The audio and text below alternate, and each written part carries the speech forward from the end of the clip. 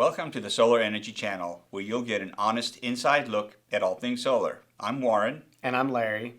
And in this video, we're going to talk about the top American-made solar panels.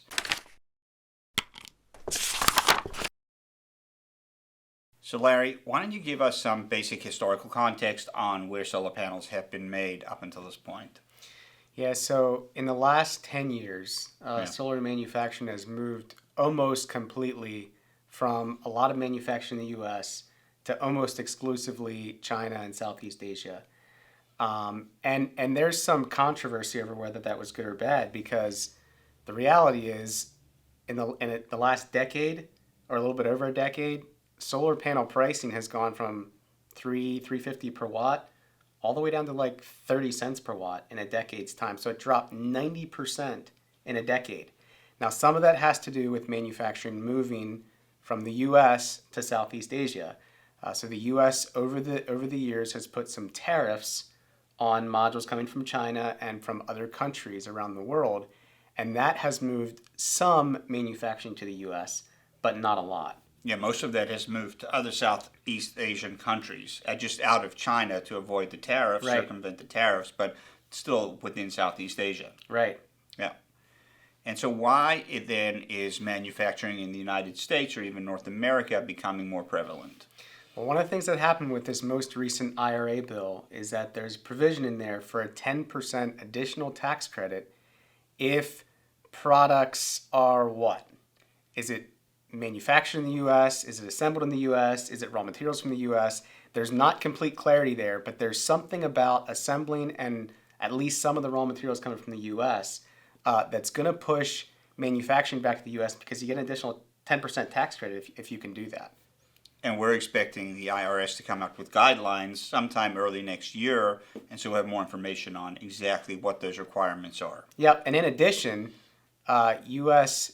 made modules, cells, etc., get some additional monies or additional benefit from producing their modules in the U.S.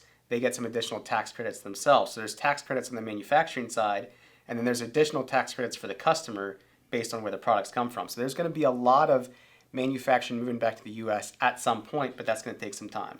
Sure. And that's going to also increase demand and probably create some supply challenges as well, something Right. just to think about. So Larry, who are some of the top manufacturers who are manufacturing right now in the United States? So there's many startups. As you would imagine, with this new bill going through, there's a lot of manufacturers, a lot of startup manufacturers, which is challenging because we don't know which ones are going to make a great product, which ones are going to be around in 10 years from now.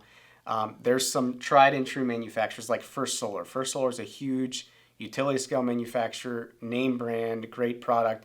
We don't use any of it because it's only for larger projects. But then there's three primary ones that manufacture in the U.S. that are name brand products, and that's Jinko, Q-Cells, and Silfab. Okay. And what are the chances of those being eligible, those three, for that additional 10% tax credit? It's hard to tell. Yeah. It really is. Now, I would say that Q-Cells in particular is positioning themselves very well to take advantage of that. And the reason for that is they currently have manufacturing in the U.S., which they're ramping up significantly. But they're also looking to move the whole supply chain to the U.S. So that's cell manufacturing, that's raw materials. It's going to take some time, but I would hope over the next 3 to 5 to 7 years that they're going to have the whole supply chain in the U.S. And I think that's going to position them very well. Jinko and Silfab, they're assembling in the U.S.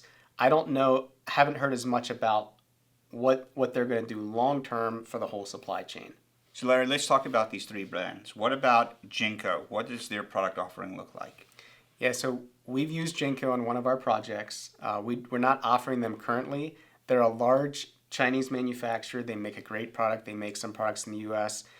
Currently, they have the typical commercial and residential offerings that most solar manufacturers have. And what type of warranties do they come with? Their basic warranty is the 12 on the product and 25 in the production, which again is typical in the industry. And how are they positioned in terms of cost? Cost, they're middle of the road. They're probably a little bit lower than the premium option, but probably not quite as low as some of the really cheap brands. Okay. And what about Silfab? Silfab, again, they have the typical offerings. They have a 370 watt plus residential all black module. And then they have a commercial module that comes in at about 490 watts. And their warranties? Their warranties are actually pretty good. They have 25 years on their product and 30 years on the production side. So that's for residential and commercial. So that's Yeah. top of the line warranties. And price-wise?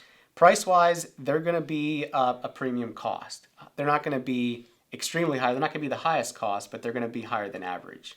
And then Q-cells, how do they compare? Q-cells also has the typical product offering. They're more in the 400 watt range for residential, 485 watt range in commercial. They're looking to push those wattages up as time moves on here. And their warranties and costs? Warranties are going to be 25, 25, 25 for product and 25 for production for residential, and then 12 product 20 and 25 for commercial, or 12 and 30 for commercial bifacial.